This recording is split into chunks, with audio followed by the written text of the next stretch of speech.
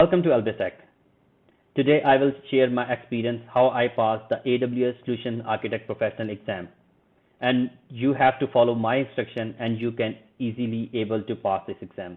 So first of all, I will share my AWS certificate which I got it from the AWS after passing this exam. In this session, we will cover who should take the exam. Preparation and resources. I will share my recommendation, my suggestions, the courses, content which I followed for this exam and you should follow it. Exam overview and schedule the exam. I will tell you the method and how you can schedule your exam. And in the last topic, I will give you some advice related to this exam. So now we will start who should take this exam. As per the AWS recommendation, if you are having 2 years of experience in a working of different AWS services and you have designed different architectures, troubleshooting different services and different architecture or services related issues, and you wanted to prove yourself in front of the world, then the easiest and the best thing is that if you got the AWS certification. AWS Solution Architect as professional certification exam is comparatively tough, but if you got this certification exam, then it means that you are having a good experience, you are having AWS experience in a different services, architecture level services, then you can easily put this certificate in your resume and then you can easily grow in this field. So next thing is that I will share the preparation and resources content which I followed and what the methods I followed while preparation of this course and while preparation of the exam. So first of all, we will discuss the preparation time. As per my recommendation, you should spend minimum 2 hours a day in a weekdays with your job, because AWS Solution Architect Professional is having a big and huge amount of content. If you wanted to cover all of the topics and all of the services and perform all of the labs, then you should spend minimum 2 hours in a weekdays and minimum 4 hours in a weekend. Then you can easily cover this content in 3 to 4 months. And after the preparation, you can easily appear for the exam. This is my recommendation, but I followed this way and I'm now able to pass this exam, and I'm still working these services and this experience in my field, in my job as well. So now we will discuss the courses which I followed. My recommendation for this preparation, Android Control course and the Stephen Mark courses, these are the 2 courses which I followed, and these are having a very good content, so you have to follow. Let me show you. This is the Android Control course content, Solution Architect Professional, and the cost is there, the content is there. You can see that course comparison and different architecture level discussions is there. Course outline is there. You can see that this course outline is very big. I personally said that I didn't properly cover all the theoretical part of this course, but I performed all of the hands-on labs, because you can see that there are a lot of demos are there.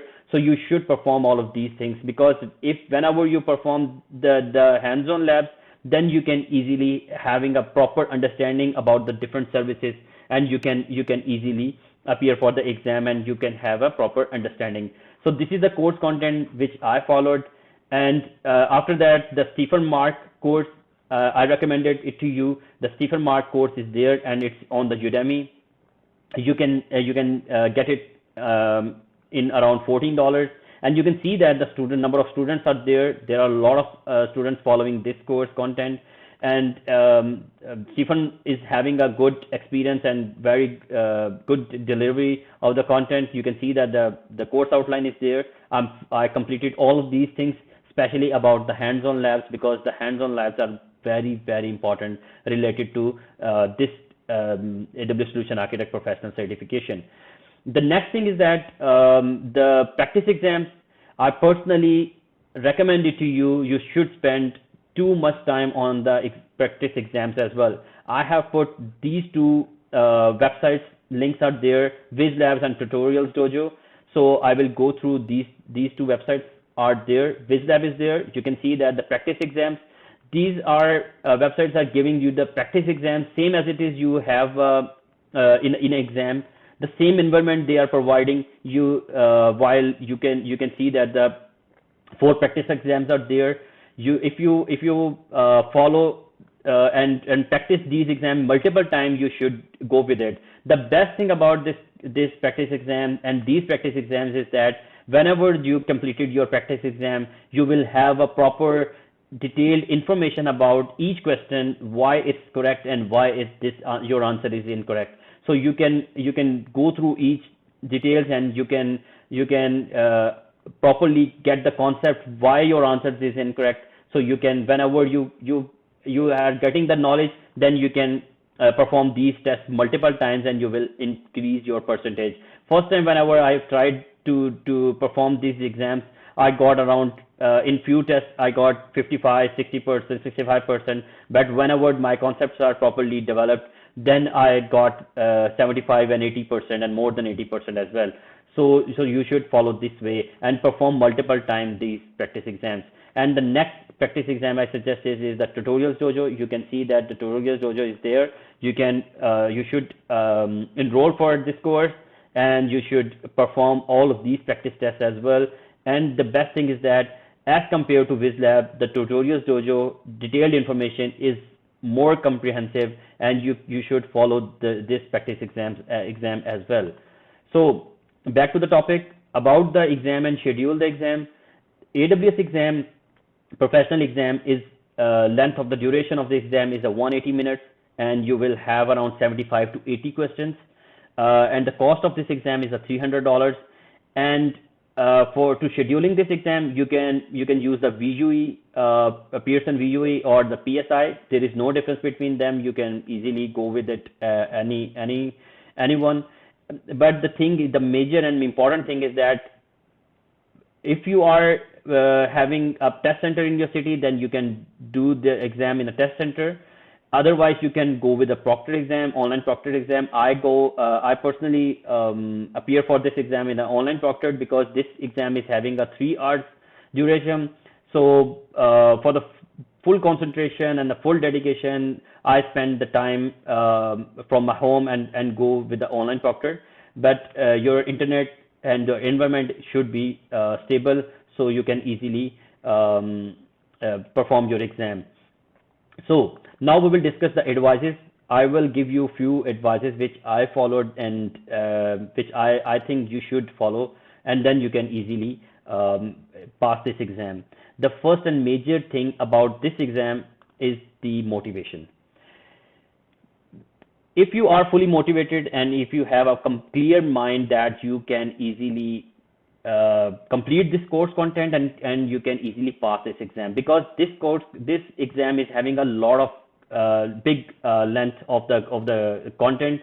So don't distract yourself, don't demotivate yourself. You can, if you are fully motivated, then you can easily appear for this exam, because this exam content is very big. So you have to motivate yourself. Always motivate throughout this course preparation. You should motivate yourself. Otherwise, it will be difficult for you. The next thing is the dedication, because dedication is very important. You should decide that you should spend 2 hours in a day and 4 hours in a weekend. Then you can easily cover the course content and appear for the exam. So dedication is one of the most important thing while preparation.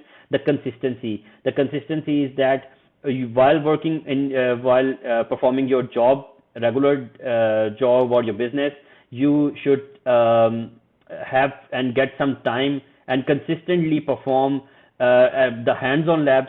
So this is the major thing which I think I will personally recommend to you. Consistency is very important. And then lastly is that avoid distractions, because whenever we are preparing for any course or covering any course content, in our mind we have a different distraction as well. I personally feel that sometime while preparation of the course, I distract, like I should spend some time in a scripting, bash scripting or Python scripting, on a networking concepts. I'm not a proper network concept. I'm having not a proper concept related to network or programming. These are not the important things. the course content is important. You should cover all of the course content, which course you are following. You should cover these things and perform all the hands-on labs. Then you can easily able to go with it. The last thing, my advice is that this exam is having 180 minutes and around 75 to 80 questions, but the question lengths are big. These are the scenario-based questions, multiple choice and multi-answers questions, but the questions length and answers length is a big. So you will have around 2 to 3 lines questions and 2 to 3 lines answers. Then and in these questions you will have around 2 to 3 different AWS services. So you have to properly manage your time while performing the exam. If you are fully sure about the answer, then you can mark the answer. Otherwise, you should mark the review flag for your answer. And whenever you finish all the questions, then you will review your questions where you are a little bit doubtful about these things. So these are my recommendation, and best of luck for your exam. And thank you so much. Please subscribe my channel, Albis Tech. Comment if you have any question, if you have any issue, and I'm there. My team is there. We will assist you. Like my video, and thank you so much.